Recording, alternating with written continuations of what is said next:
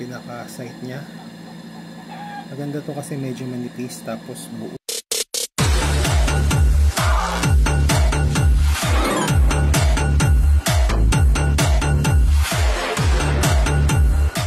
So ayun mga bossing, gandang araw po. So ito po ang inyong pinapanood, Top Gun PH. So may nabili po tayo na ano ba to?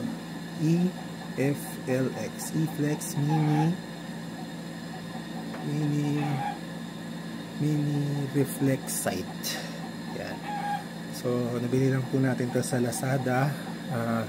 Message na lang kayo kung sa price. Baka bawal po kasi dito eh. So ano bang what's in the box? So meron siyang manipis na manual. So nandun yung mga functions. Yeah, simple lang, hindi kang parehas ng mga nabibili sa States na makapal yung anong pangalan nito, yung manual. Yan dyan yung specifications, mamaya babasahin ko. So pwede nyo naman i-post na lang. Ayan, post nyo na lang kung gusto nyo makita kung paano yung mga functions. Ayan, post nyo na lang po. Ayan po, thank you. So anong laman niya ito, meron siyang pamunas at ano pa, ito yung mismong pinaka sight niya, may balot na rubber. Ayan, so makikita ninyo, ewan ko lang makikita sa camera pag inon. Ayun o, meron eh. Ayun, may reflection. Tatlong 3 times lang na siya napapalaki. Ayun, nakikita nyo. So simple lang naman yung function. Nandito yung elevation, left to right kung up down, tapos nandito yung windage, yung kung left to right. Ayan, yan yung pinaka sight nya. Maganda to kasi medyo manipis tapos buong square na to, hindi yung pa-concave pa. At least to buong square. Ayan, yan yung itsura nya. E-flex. So okay naman. So meron siyang mga wrenches, Allen wrench. Tapos meron siyang ito, kaso pang ano to eh, Picatinny. So hindi natin ito magagamit. Marami siyang tornilyo na iba-ibang klase. Hindi ko alam kung ano yung gagawin natin. So ito kasi kakabit natin to dito sa Glock na MOS. So hindi ko rin kasi alam, napansin ko kasi sa YouTube sa ibang bansa yung mga ganito. Nabili ko lang kasi itong Glock ko second hand. Nakikita ko dun sa ibang bansa, sa US especially, 4 yung ganito niya. So comment na lang kayo kung may nabili kayo ng MOS, kung ilan ba talaga yung plate na kasama ng Gen 5 MOS na mga Glock ninyo. So ang ginawa ko, hindi siya fit kasi iisa lang to siguro, ewan ko kung paano.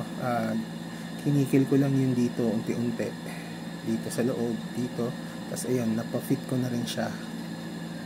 Ayan, fit na siya, pasok na. So kakabit natin to sa Glock 22. Ayan, tabi natin muna to.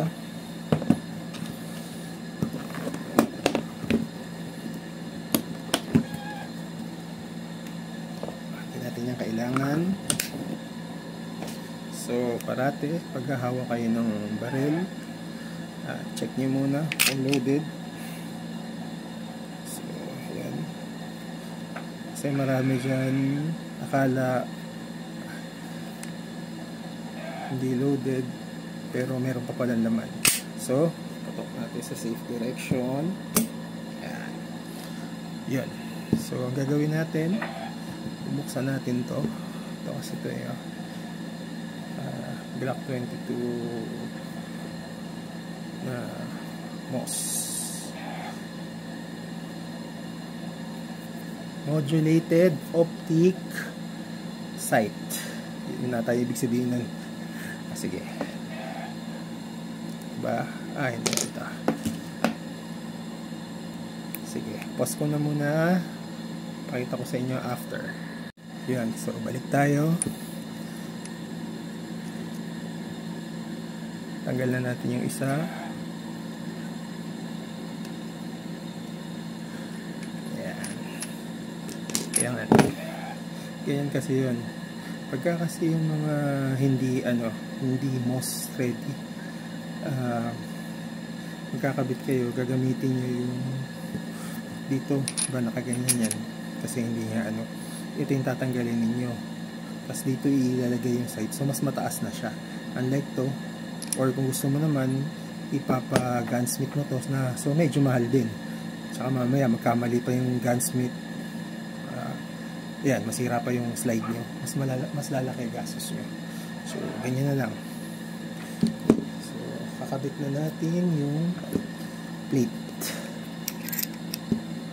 Kailangan natin ng blue Loctite para kasi may mga movement yan. Okay pa ba siya? Parang tigas na.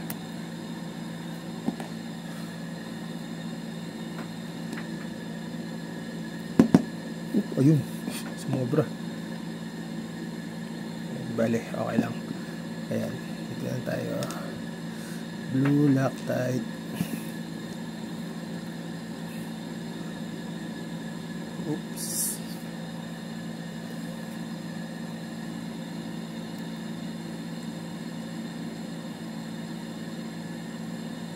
Bakit kailangan ng Loctite? Para kahit pa paano talagang, kasi syempre baril to, may movement, mainit, unang-una umiinit, pangalawa yung pag-rock ng tawag dyan, ng slide, syempre bakan yan, kahit anong gawin nyo meron yung masyashock yung mga bakal na yan. So dapat talaga may Loctite, hindi naman to 100% na sigurado, pero mabuti na rin na merong Loctite. Dapat merong yung tawag doon, torque. So order ako ng torque, unluckily hindi pa dumadating, so saka na lang ulit natin siguro ito torque, para mapakita ko lang muna sa inyo. Ayan, try ko na lang muna na pinakamahigpit na kaya ko na hindi naman siya malulus thread.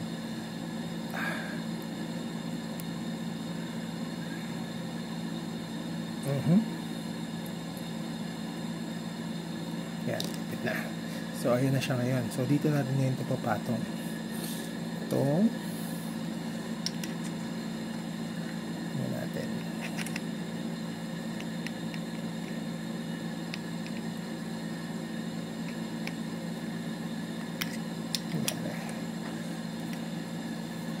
Yan. Parang yan. Yan na siya.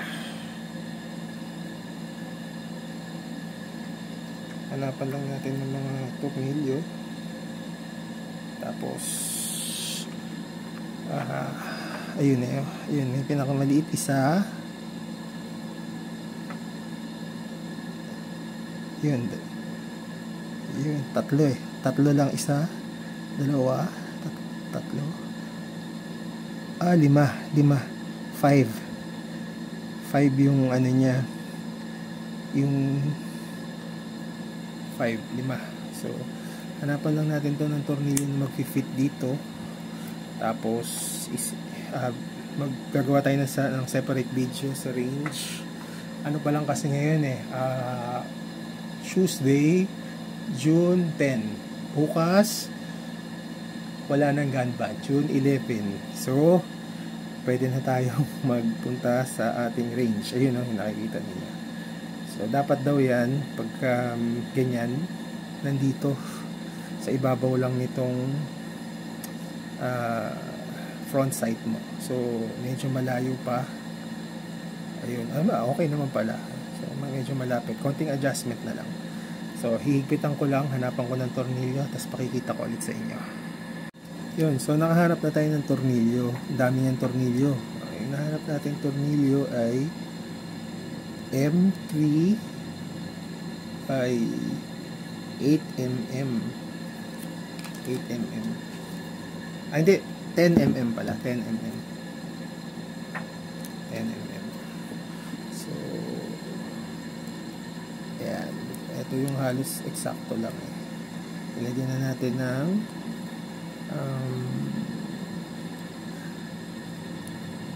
tawag nito, Loctite na kinalat natin sa mesa dahil medyo tumigas na, pero okay pa naman siya dito.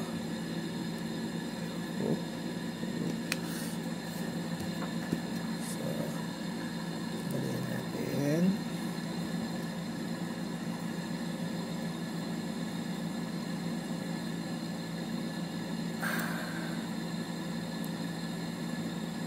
Again, wala yung ano natin eh, yung torque. So, i-feel mo na natin na basta hindi siya malulose thread. Kasi hindi pwede maluwag to. Mamaya malaglag yung e-flex ano natin. Medyo may halaga pa naman. Hindi siya pares ng mga RMR na medyo mura lang. Mas mahal na konti ito. Pero based sa review kasi, maganda daw. Oh. Sige, balikan ko kaya. Sigipan ko muna ha. So, nasigipan na natin pero hindi ko pa tinutodo. Ihintayin ko muna dumating yung ating, yan siya ngayon, yung ating torque screw. So, ang kagandahan dito, kaya ko talaga to binili rin. Ayan na siya. Nakikita niyo yung red dot pero hindi pa yun yung final. So, iniisip ko pa kung papalitan ko to ng high sights. Actually, hindi akin to eh. So, papagamit ko to sa anak ko. So, ang kagandahan dito, ito kasi, so, di mawawala sa zero kasi yung battery nandito. Unlike yung mga ibang RMR, red dot sights, pagtanggal mo, so, nandito sa ilalim niya yung battery. Ito, kagandahan, andito yung battery. So, i-screw mo lang, unscrew mo lang, kasi balik mo, 2032 ata yung battery nito. So, hintayin na lang natin. Ayun, medyo mataas siya eh. Ayun, please, dapat kasi ano lang dito ng konti. Ayusin na lang natin to. So, maraming salamat sa panonood. At baka idugtong ko po yung performance nito sa range. Thank you very much for watching.